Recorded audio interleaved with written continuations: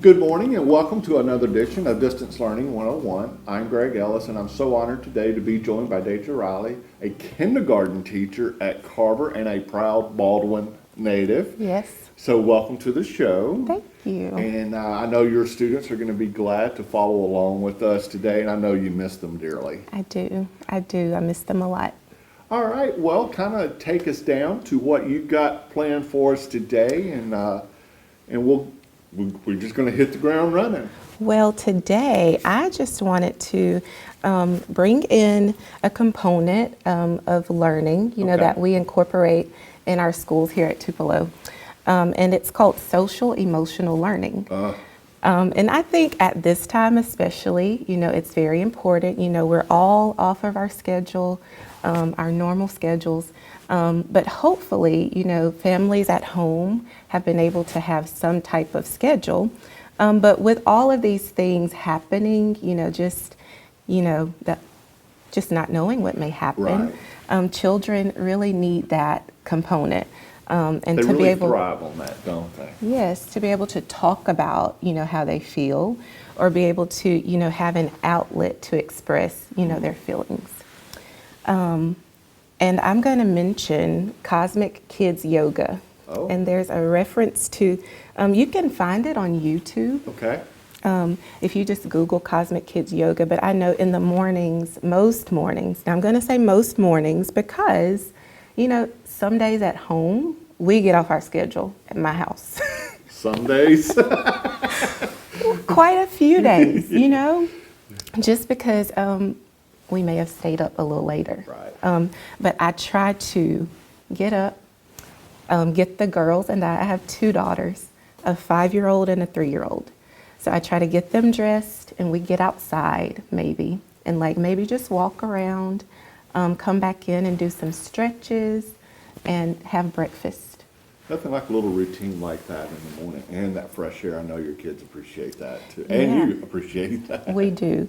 So the maybe stretching and yoga is what helps, and I think, gets our brains going Right. for getting ready to learn. Right. And I mention this because this past year, we have on our daily schedules in our schools in K through 2nd grade added a block for social emotional learning. That's awesome.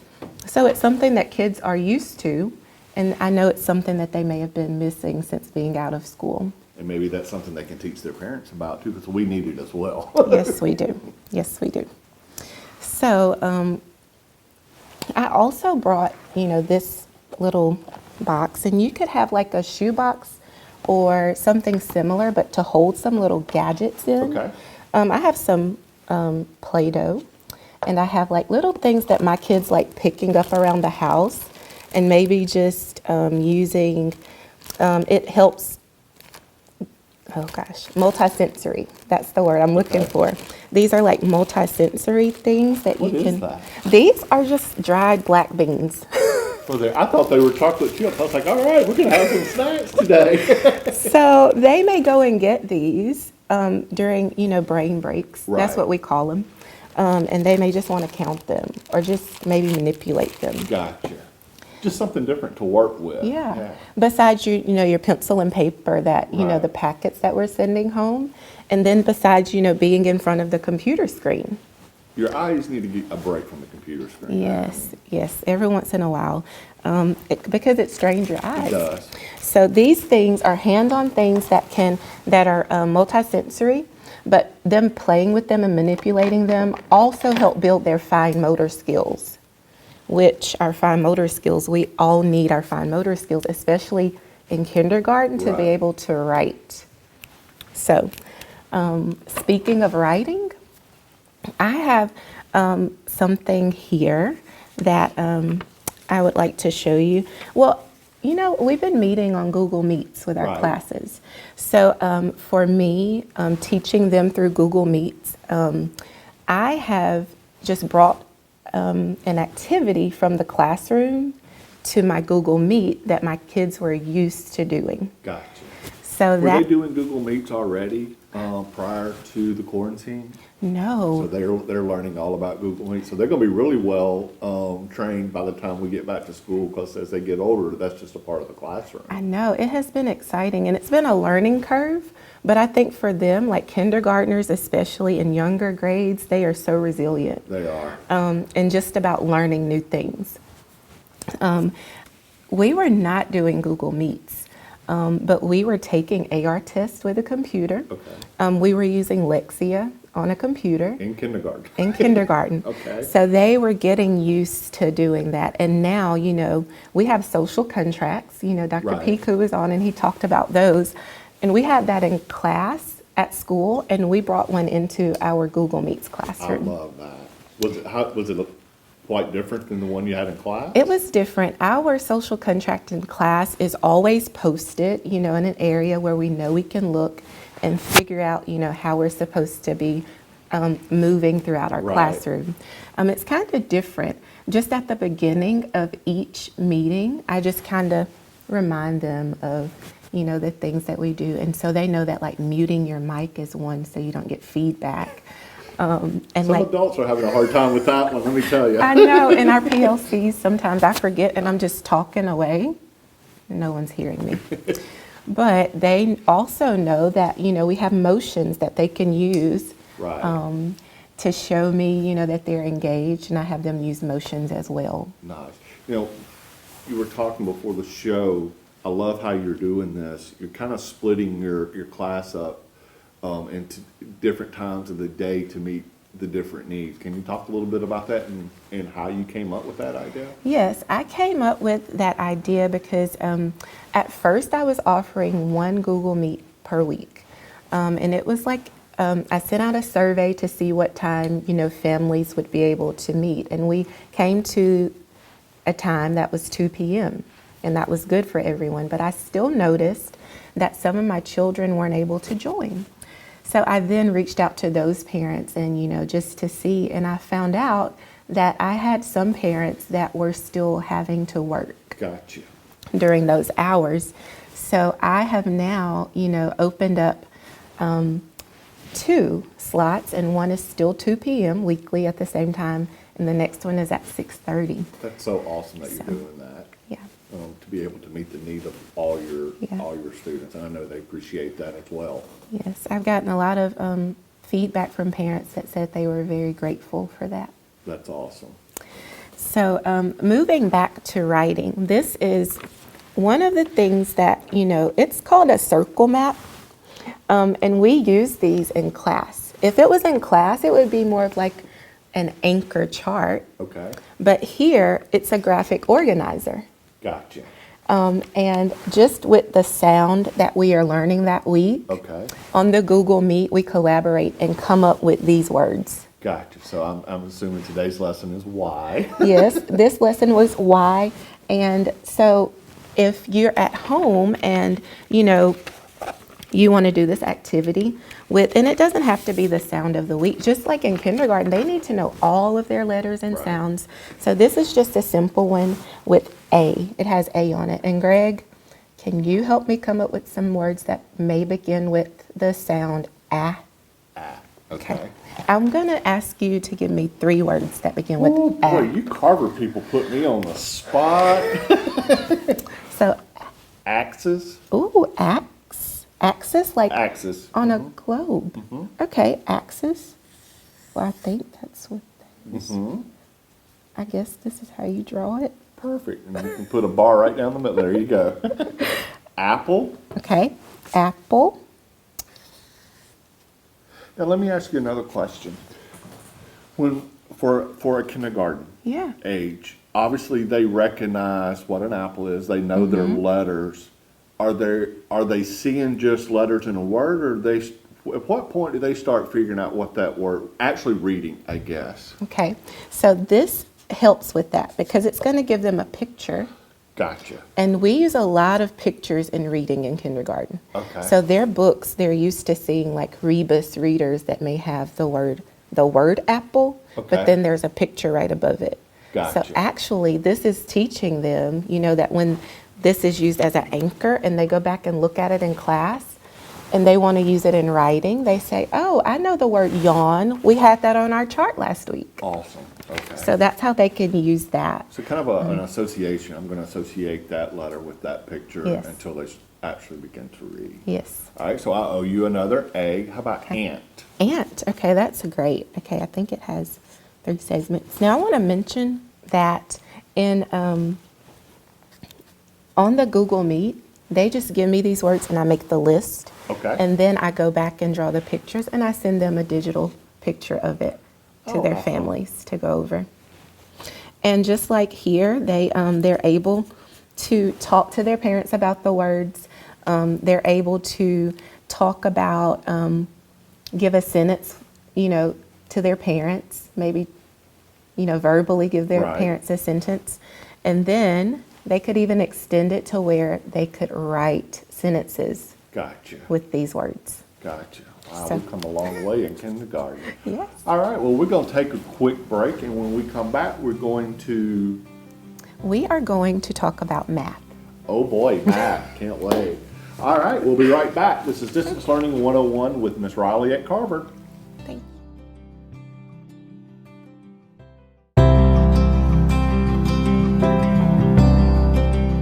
Welcome back to Distance Learning 101. I'm Greg Ellis with the Tupelo Public School District, and today I am joined by kindergarten teacher Daytra Riley at Carver, 8 years at Carver with Miss Carol, and thank you so much for being here.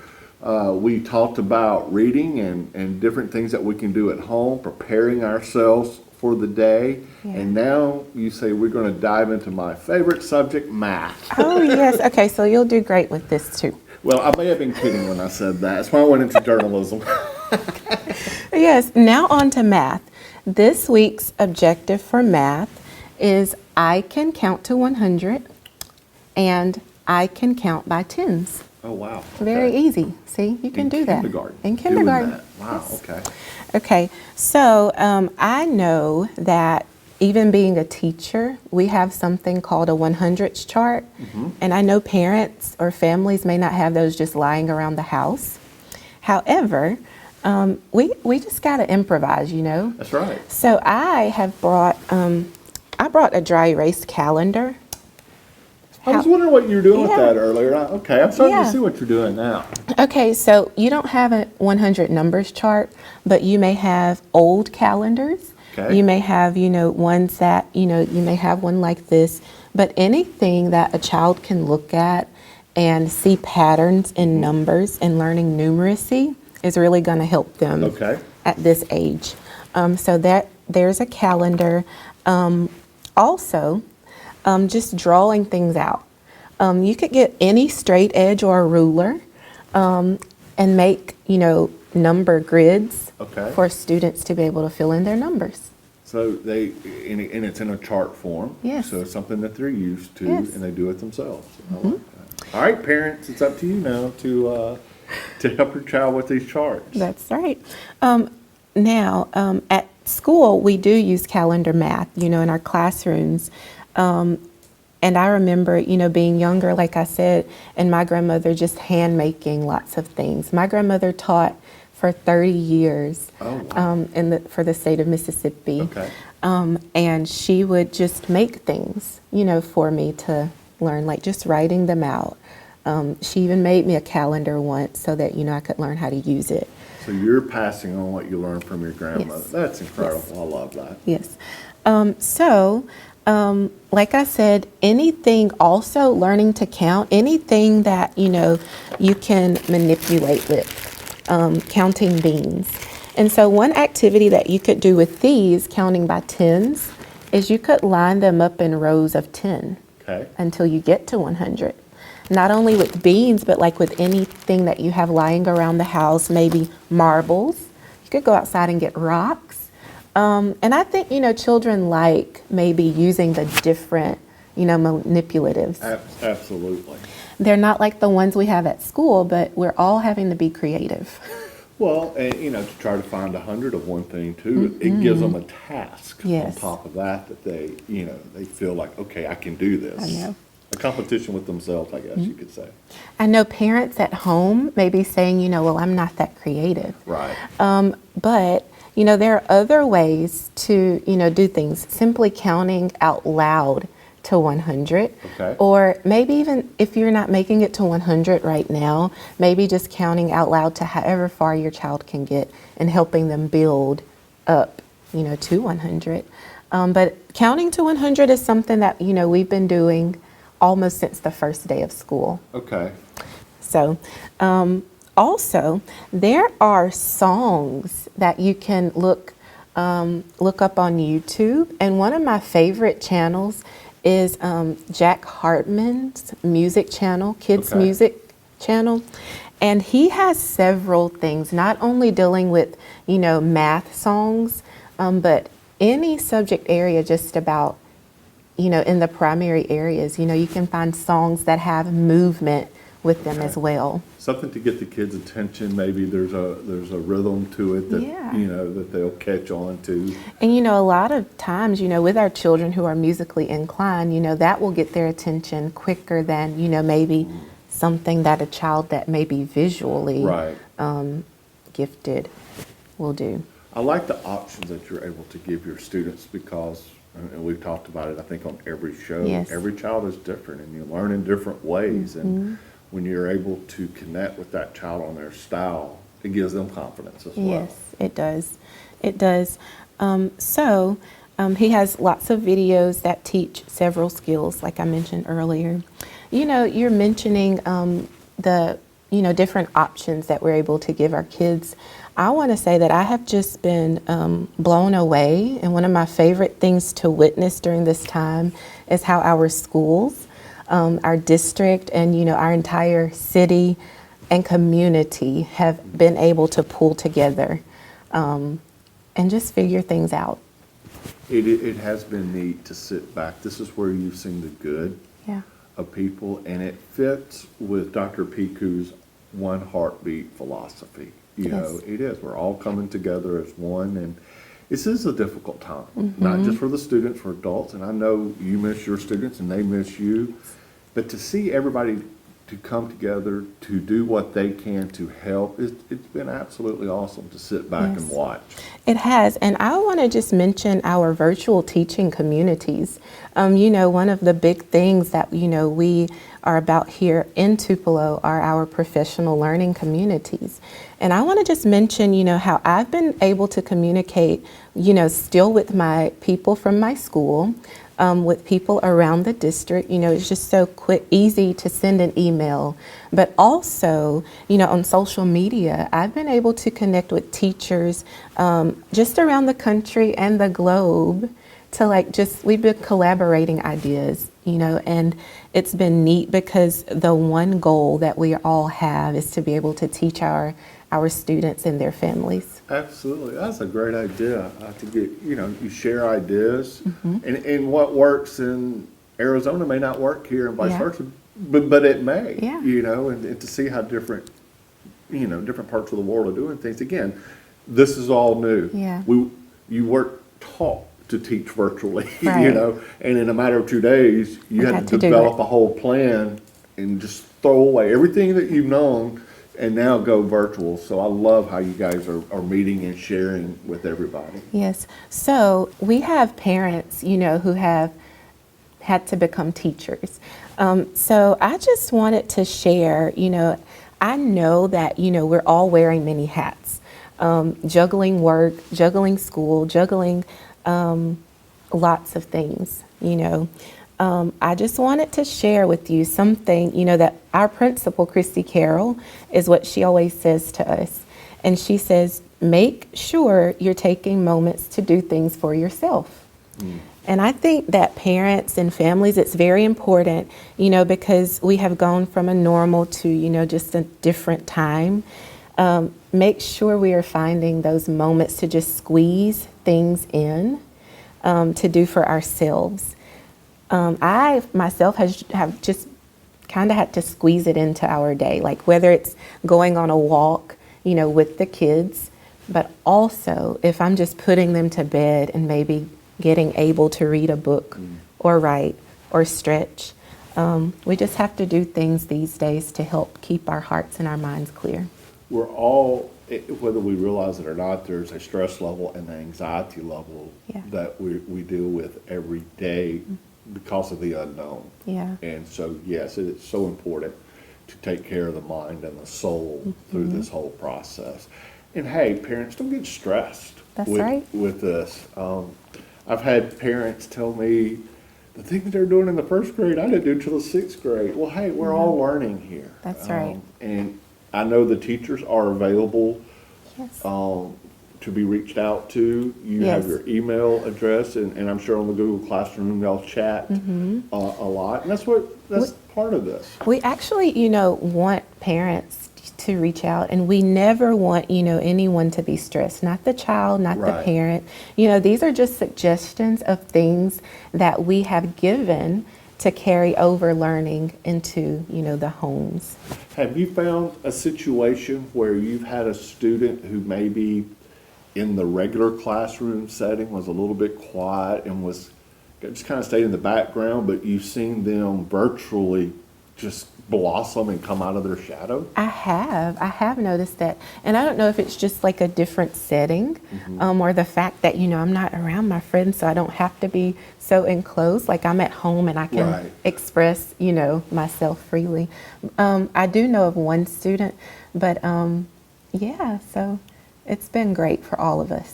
Awesome. Well, as we've talked about many times, we're all learning together, and this is a style of learning that we're not going to let go away. We're going to continue it on and learn and carry it. As Dr. Piku says, every child learns different, and Yep. this is a way for us to connect. Well, thank you so much for coming and sharing with us today. And our students forget, hey, our teachers miss them. I know. And you can see the passion in all the from all the teachers when they come on. So. Yes. We miss you guys. There you go. Well, good luck with your two daughters at home. Thank you. So you are teaching, and a parent. Yes. So Yes. awesome. All right. Well, we will see you on our next episode. For Miss Riley, I'm Greg Ellis. Have a great day. Thank you.